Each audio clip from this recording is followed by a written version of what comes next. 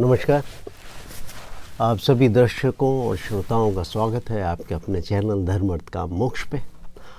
और जैसा कि आप देख रहे हैं कि थोड़ी सी सर्दी शुरू हो गई है। आज है 30 सितंबर 2022। नौ दुर्गा के व्रत चल रहे हैं।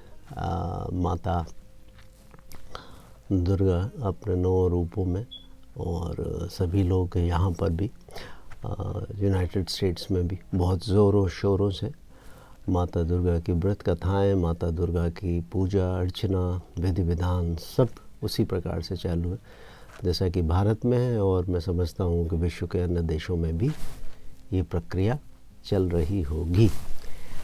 तो आज का दिन बहुत सौभाग्यशाली है मेरे लिए, क्योंकि आज हम शनैः शनैः चलते हुए 25वें रजत जयंती सिल्वर जुबली एपिसोड पे आ गए हैं। और मैं अपना एक बहुत बड़ा सौभाग्य समझता हूँ कि ये 25वें एपिसोड के दिन आज नवरात्रों में ये एपिसोड हो रहा है। तो मैं अपने आप को सौभाग्यशाली मानता हूँ, अपने ऊपर ईश्वर की विशेष अनुकंपा मानता हूँ, माता की विशेष कृपा मानता हूँ।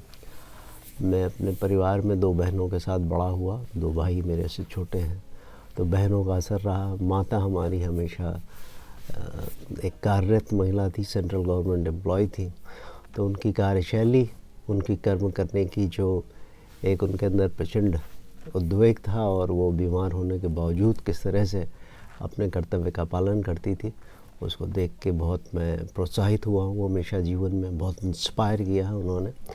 और आज देवी हमारे साथ बैठी हैं, माँ दुर्गा, और मैं आज आप लोगों के साथ शेयर करूँगा थोड़ा सा माँ नौ दुर्गा के ये 9 रूप और उन रूपों के पीछे अभिप्राय क्या है और क्या है ये 9 रूप। तो आज मेरे पास दुर्गा सप्तशती है, और दुर्गा सप्तशती में बड़े अच्छे ढंग से ये बात कही गई है कि कैसे कैसे इन दुर्गा जी के ये नाम हुए हैं और उन नामों के पीछे क्या क्या उनका अर्थ है। तो शुरुआत करते हैं कि मार्कंडेय जी पूछ रहे हैं शुरुआत में कि अथ देवा का वचन, कि मार्कंडेय जी बोलते हैं कि पितामह जो संसार में परम गोपनीय तथा सब मनुष्यों की सब प्रकार से रक्षा करने वाला है, और जब तो अब तक आपने किसी दूसरे के सामने प्रकट नहीं किया है, ऐसा कोई साधन मुझे बताइए। तो ब्रह्मा जी बोलते हैं, मार्कंडेय ब्रह्मा जी से प्रार्थना कर रहे हैं, और ब्रह्मा जी बोलते हैं कि ब्राह्मण ऐसा साधन तो केवल एक देवी कवच ही है, जो गोपनीय से भी परम गोपनीय है, पवित्र है और संपूर्ण प्राणियों का उपकार करने वाला है, तो आप उसका श्रवण कीजिए। और वो बोलते हैं कि देवी जी की 9 मूर्तियाँ हैं, जिनको हम 9 दुर्गा के नाम से कहलाती है वो जो, और उनके अलग अलग नाम बताए गए हैं। क्या है कि इसलिए ब्रह्मवाच है मार्कंडेयवाच में कि वो क्या 9 रूप में बताते हैं ब्रह्मवाच ब्रह्मा जी की प्रथम शैलपुत्री च द्वितीयम ब्रह्मचारिणी, प्रथम शैलपुत्री च द्वितीयम ब्रह्मचारिणी, तृतीयम चंद्रघंटेति और कूष्मांडेति चतुर्थम, पंचम स्कंदमातेति षष्ठम कात्यायनीति च और सप्तम कालरात्रीत महागौरीत चाष्टम, और नवम सिद्धदात्री च नव दुर्गा प्रकीर्तिता उक्त अन्यतानि नामानि ब्रह्मणयो महात्मना। और उसके साथ इसको तो 9 रूप हो गए, और उसको अंत करते हैं कि अग्निनाम दहमनास्तु शत्रु मध्य गतो रणे विषमे दुर्गमे चैव भयार्ता शरणागतम। तो इसके पीछे देखिए ब्रह्मा जी क्या बताते हैं मार्कंडेय जी को कि प्रथम शैलपुत्री हैं, और हिमालय की तपस्या और प्रार्थना से प्रसन्न होकर उनको पुत्री के रूप में उत्पन्न हुई, इसलिए शैलपुत्री ये बात पुराणों में लिखी है, शिव पुराण में भी और सभी। और ब्रह्मण प्यारितम शीलम यस्या ब्रह्मचारिणी, और सच्चिदानंद में ब्रह्म स्वरूप की प्राप्ति करना ही जिनका स्वभाव है वो ब्रह्मचारिणी है। चंद्रघंटा है, जिनकी माथे पे चंद्रमा सुशोभित हो रहा, उनका चंद्रघंटा है, और ऊष्मा का वो स्वरूप है, इसलिए वो कूष्मांडा है। और जिनके ताप युक्त संसार के उदर में वो कूष्मांडा भी कहलाता है। और उनकी जो पुत्र हुए उनके प्रथम पुत्र शिव और पार्वती के, कार्तिकेय स्कंद तो उनकी भक्ति से उत्पन्न हुए हैं, स्कंद तो वो स्कंद माता कहलाती हैं। और देवताओं का कार्य सिद्ध करने के लिए ही वो देवर्षि कात्यायनी के आश्रम पर प्रकट हुई, इसलिए उनका एक नाम माता कात्यायनी भी है। सबको मारने वाला काल, उसकी वो रात्रि यानी उसका भी विनाश करने वाली, इसलिए वो काल रात्रि हैं। और जिनके तपस्या द्वारा उन्होंने महागौर वर्ण प्राप्त किया, इसलिए वो महागौरी कहलाई। और सभी प्रकार की सिद्धि और मोक्ष को प्रदान करने की वजह से वो सिद्धदात्री भी कहलाती हैं। और वो बोलते हैं कि जिन्होंने देवी का भक्तिपूर्वक स्मरण किया उनका निश्चय ही अबुद्ध होता है, उनका होता है। अब 9 रूपों में माता की जो 9 रूप हैं, वो 9 रूपों में उनकी मूर्तियाँ हैं, उनके 9 मैं आपको आगे पिक्चर बताऊंगा अभी। और ये 9 रूपों में माता की मूर्तियाँ हैं। तो शैलपुत्री के रूप में माता नंदी बैल पे बैठी हुई है और हाथ में उनके एक त्रिशूल है और दूसरे हाथ में उनके एक कमल का फूल है। ब्रह्मचारिणी में एक हाथ में उनके माला है और एक हाथ में कमंडल है। चंद्रघंटा में माथे पे चंद्र सुशोभित है। तो 6 हाथ हैं उसमें, एक में कमल है, एक में उनके हाथ में धनुष है और एक हाथ में कमंडल है, एक हाथ में त्रिशूल है, एक हाथ में गदा है और एक हाथ में तलवार है। और उनकी सवारी क्या है? उनकी शेर की सवारी है। तो माता 9 रूप में सवारी है उनकी।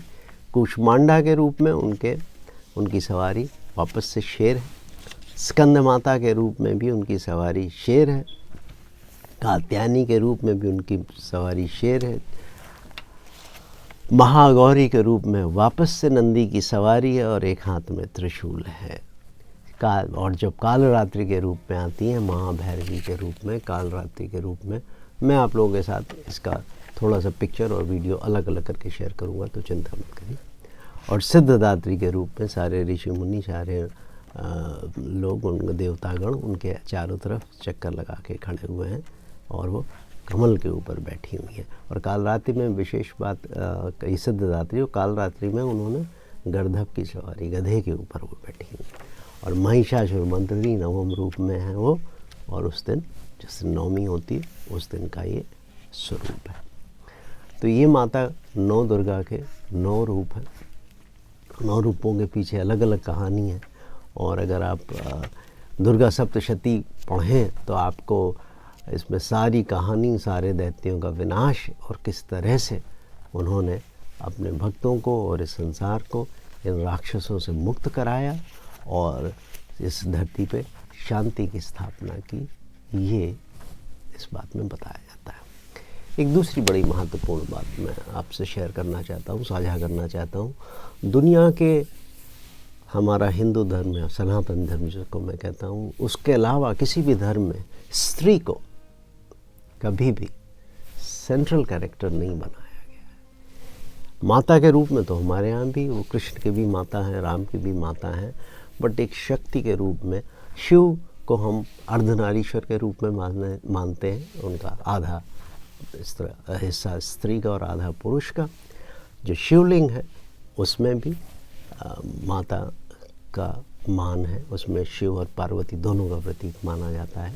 तो खाली एक हमारे सनातन धर्म है कि जो शक्ति का केंद्र, प्रकृति का केंद्र, इस जीवनचर्या का, इस संसार को चलाने का जो केंद्र है वो शक्ति है, वो माता है, वो स्त्री है।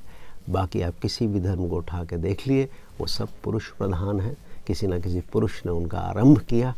और मैं उनको हमेशा संप्रदाय बोलता हूँ, धर्म नहीं बोलता हूँ। धर्म खाली सनातन है। यदाधार्यति सा धर्म, हम जीवन में जिस तरह का अपना आचरण करते हैं वही धर्म है। तो ये मैं ध्यान अपने दर्शकों को ज़रूर दिलाना चाहता था कि खाली ये सनातन की परंपरा में है, जहाँ पे माता को, स्त्री को एक सेंट्रल कैरेक्टर, शक्ति का रूप, ईश्वर, और उनको एक्चुअली सबसे ऊपर दिखाया गया। तो सनातन धर्म की जय। आप सभी लोगों को एक बार फिर से नवरात्र की ढेरों शुभकामनाएं। और मैं ईश्वर से यही कामना करता हूं कि आप इसी तरह से मुस्कुराते रहिए और ईश्वर का स्मरण करिए, जहाँ रहिए, स्वस्थ रहिए, मस्त रहिए। और इसके साथ ही आज के लिए नमस्कार। जल्दी आप लोगों के सामने मैं हाजिर होऊंगा एक कुछ आउटडोर एक्टिविटी लेके, तो उसका आप प्रतीक्षा करिए, शीघ्र ही आपके सामने हाजिर होता हूँ। तब तक के लिए नमस्कार।